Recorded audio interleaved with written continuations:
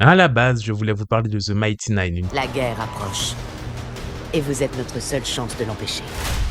Vous misez sur le mauvais cheval. On a un sorcier vagabond, une jeune gobeline alcoolique, un marin naufragé, un maître de piste arrogant, un moine caractériel et le chaos incarné. Ça te dirait d'être ma pute? Faut être réaliste, on est personne. C'est ce qui fait de vous de redoutables adversaires.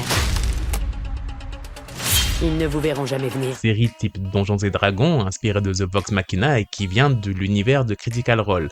Mais franchement, Vivzy Pops, alias Viviane Medrano, ou plutôt l'inverse en fait, nous a pondu une saison 2 du Feu de Dieu. Les gars, il y a tellement de choses à dire que je ne sais même pas par où commencer. Entre les surprises faites aux fans et en même temps en allant dans leur sens tout en les reprenant à revers et les plans machiavéliques et en plus le trio des Vivzy qui était impeccable, les gars, il y a tellement de choses à dire. Donc cette vidéo sera un peu un melting pot, j'ai envie de dire abracadabrantesque de plein de thèmes et on refera des vidéos un peu plus structurées un peu plus tard. Donc avant de rentrer dans le vif du sujet, n'hésite juste pas à faire les classiques, hein, tu les connais, donc t'abonner, partager, commenter, liker, ça aide toujours au référencement, merci d'avance. Ok, on y va.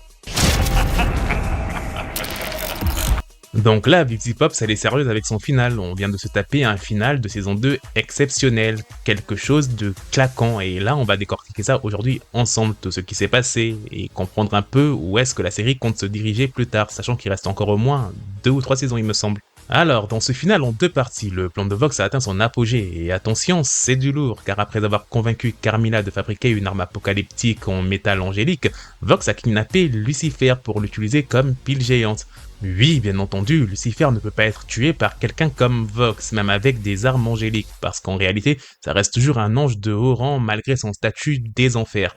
Mais, et c'est là où ça devient ambitieux, Vox peut quand même lui arracher une énergie quasiment illimitée.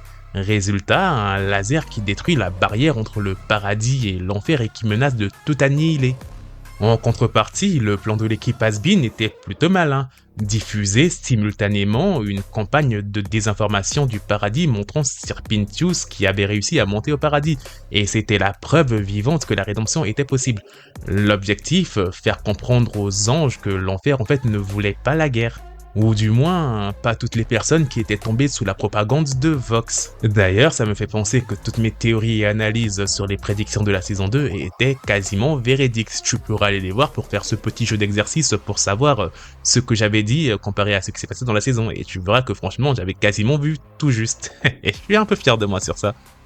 Sauf que le plan était trop beau, et comme tu pouvais t'y attendre, bah ça tourne mal, voire même très mal, avec un dysfonctionnement de l'arme apocalyptique, un combat épique entre Alastor et Vox, et tout le monde qui doit s'unir pour combiner leur pouvoir avec le pouvoir entre guillemets de l'amitié, tel un esprit Shonel pour empêcher cette machine de détruire tout Pentagram City et ses habitants. Les gars nous ont carrément fait une Fairy Tail avec le pouvoir de l'amitié, et après on va encore critiquer Fairy Tail alors que franchement je kiffe vachement l'œuvre. Faudrait que je vous fasse des vidéos sur Fairy Tail aussi de temps en temps. Marquez Fairy Tail dans les commentaires pour savoir si vous voulez des vidéos sur Fairy Tail. En gros, on ne peut pas s'empêcher de voir un parallèle avec notre société actuelle où Vox est un peu l'incarnation ultime des magmas des médias qui préfèrent tout faire exploser plutôt que de partager ou de perdre leur empire. Ça ne vous rappelle pas des certains milliardaires de la tech qui préfèrent couler leurs propres entreprises au lieu de partager le pouvoir, n'est-ce pas Elon Musk avec Twitter? On y reviendra. Mais franchement, l'ampleur de ce final était juste dingue. La prod a réussi à faire encore plus fort que le final de la saison 1. Et pourtant, il était déjà énorme avec cette guerre massive entre l'équipe d'Has-Been Hotel, accompagnée de cannibales, et entre les exorcistes du paradis, sans parler du combat légendaire Alastor versus Adam. Mais pour la saison 2, ils n'ont pas juste fait du copier-coller de la formule en faisant une deuxième guerre contre le paradis. Non, ils ont été un peu plus malins. On a eu beaucoup plus de duels one by one, des personnages préférés qui ont été un peu plus en galère avec des missions différentes d'infiltration et d'espionnage couplées à des batailles épiques. Et ce qui était génial avec cette saison, c'était vraiment ce conflit entre le trio des Vivzy et le trio miroir d'Alastor. Par exemple, en reprenant certains match-up un peu plus stylés. Du style Alastor versus Vox, donc les deux géants du média, le rouge contre le bleu, la radio contre la télé. Husk versus Valentino, donc les deux overlords de l'industrie du vice, donc le jeu d'argent versus les films pour adultes qui sont liés par Angel Dust, ou encore Nifty contre Velvet, donc les deux filles en fait. Le parallèle était vraiment intéressant à analyser. Et le flashback sur le passé de Vox sur Terre était vraiment le petit grain de sel qu'il fallait sur le gâteau. Ça se dit pas, c'est ça, c'est la cerise sur le gâteau. Ok, non, Vox de son vrai nom, Vincent, n'était pas un inventeur de la télé, ni même la première star. Non, c'était tout simplement un requin absolu de l'industrie qui a voulu littéralement tuer sa propre concurrence pour grimper sur les échelons. En gros, c'était un présentateur météo, considéré un peu comme le poste le plus bas dans l'industrie de la chaîne news, quoi, qui se faisait humilier non-stop par le présentateur principal. Alors, Vincent, il l'a juste buté, mais genre littéralement. Et en gros, chez lui, c'est devenu une sorte de pattern, parce qu'à chaque fois qu'un de ses collègues mourait de manière mystérieuse, et qu'est-ce qui grimpait un peu plus dans la hiérarchie? Vox, en fait, en devenant un peu plus le centre des projecteurs jusqu'à ce qu'il ne reste plus que lui. Ce qui fait que grâce à sa tactique, disons un peu agressive, j'ai envie de dire, Vox devient un célèbre animateur de talk-show nocturne et finit par diriger tout un réseau médiatique de télévision. Et ça, c'est clairement une métaphore de la consolidation monstrueuse des médias de notre époque réelle. Regardez par exemple Disney, Amazon, Netflix ou quelques gros talk-shows aux États-Unis, quoi. Vox est littéralement la représentation de tout ça, le monopole médiatique qui écrase toute concurrence. Et quand on voit l'état de l'industrie du divertissement actuel, avec des licences de masse et des fusions à répétition, Has-Been Hotel tape pile poil dans le mille en fait. Et à l'instant de sa mort, le mec se fait écraser par un propre écran de télévision tombé du ciel. C'est pour ça qu'en enfer, il a littéralement une télé à la place de la tête. Ça reflète la manière dont il est mort et surtout son habilité au niveau de la médiatisation. Ironie du sort, non ? Mais une fois en enfer, ce qui est intéressant, c'est sa relation et son rapprochement avec le non plus moins célèbre démon de la radio. Donc là, on va plutôt parler de la relation Vox-Alastor, et encore avant qu'elle ne dépérisse. Non, parce que s'il y avait bien une chose que la fanbase attendait, c'était de comprendre comment cette relation s'est faite, et ça, on a des réponses dans la saison 2. Les théories sur le démon de la radio étaient à peu près fondées, mais VisiPops a voulu aller non seulement dans le sens des fans, mais en les reprenant à revers avec de belles surprises. Alastor était un homme noir, ou plutôt métissé, des années 30, qui lui s'est fait tuer de manière totalement idiote après avoir créé un pacte avec Rosie, alors que toute la fanbase pensait que c'était un pacte avec Lilith. Mais on y reviendra un peu plus tard sur Alastor avec une vidéo dédiée, parce que là on va surtout parler de leur dynamique avec Vox, parce que ils n'ont jamais été en couple, et ça la fanbase l'a tellement voulu, mais en fait non. VisiPops a d'ailleurs confirmé qu'Alastor était asexuel, même s'il est considéré comme un homme hétéro. Malgré ça, les deux étaient en train de devenir des figures légendaires en enfer. Alastor sur les ondes radio et Vox sur les écrans. Alastor lui-même dit que Vox devenait son égal et Vox voyait en lui son ami, un être pareil. Et le public aussi d'ailleurs, tout le monde voulait les voir ensemble d'une manière ou d'une autre. Et c'est ce que Vox voulait, mais lui il voulait encore plus, il voulait aussi un vrai partenariat. D'égal à égal, car souvenez-vous que quand Vox était vivant, c'était déjà un requin impitoyable des médias et il avait une grosse quête de pouvoir. Mais quand il arrive en enfer et qu'il rencontre quelqu'un comme lui, qui agit de manière un peu plus différemment, ça éveille sa curiosité et ça fait retourner ses vieilles habitudes. Il voulait réellement qu'Alastor soit son égal et aussi son ami, 100%. Mais vous connaissez le démon de la radio, et il n'est pas prêteur, tel la cigale et la fourmi, et malheureusement il a rejeté l'offre de Vox, et bien plus que ça, il l'a humilié publiquement, vraiment clownesque comme rejet.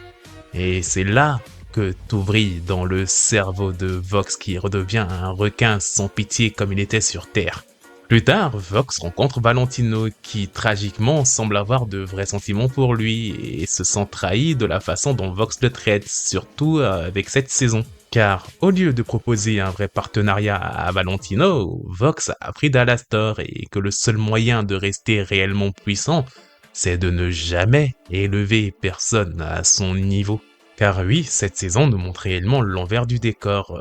Vox prétend avoir fait tant de choses pour leur groupe des Vibzy et en réalité, on se rend compte qu'en fait, tout n'était que pour sa propre gloire. Car malgré qu'il ait réussi à convaincre Valentino et Velvet qu'ils étaient égaux par-ci ou par-là, la vérité éclate. Si Vox ne voulait pas demander quelque chose, il irait tout simplement le faire lui-même par son propre pouvoir.